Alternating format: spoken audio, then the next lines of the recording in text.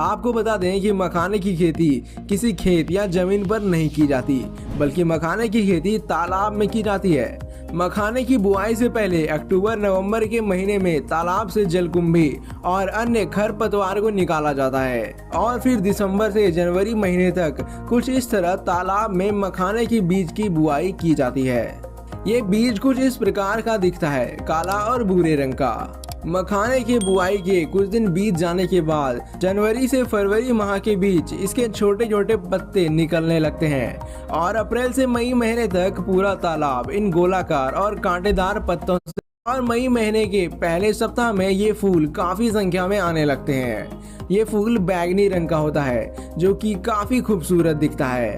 अब मई महीने के अंत से फल भी आना शुरू हो जाते हैं। मखाना का फल स्पंजी और लकड़ी से बनी इस बड़ी सी छलनी नुमा टोकरी, जिसे यहाँ की भाषा में गांज कहा जाता है, जिससे बीज के ऊपर का कवर निकल जाता है और फिर इन बीज को पानी से साफ कर लेते हैं। बाद में इन्हें बोरों में भरकर इसके अगले प्रोसेस के लिए तैयार किया जाता है।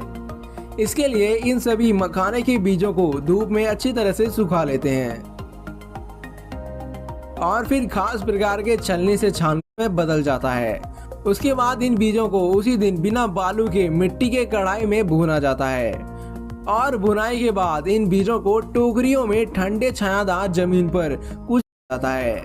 आपको बता दें कि बीज को भुनने के लिए 4 मिट्टी के और 1 लोहे की कढ़ाई की जरूरत पड़ती है। तोड़ा जाता है जिससे छिलका टूटकर अलग हो जाता है और काफी गर्म होने के कारण बीज लावा के रूप में फूटकर बाहर छिटक जाता है और यही लावा मखाना बन जाता है।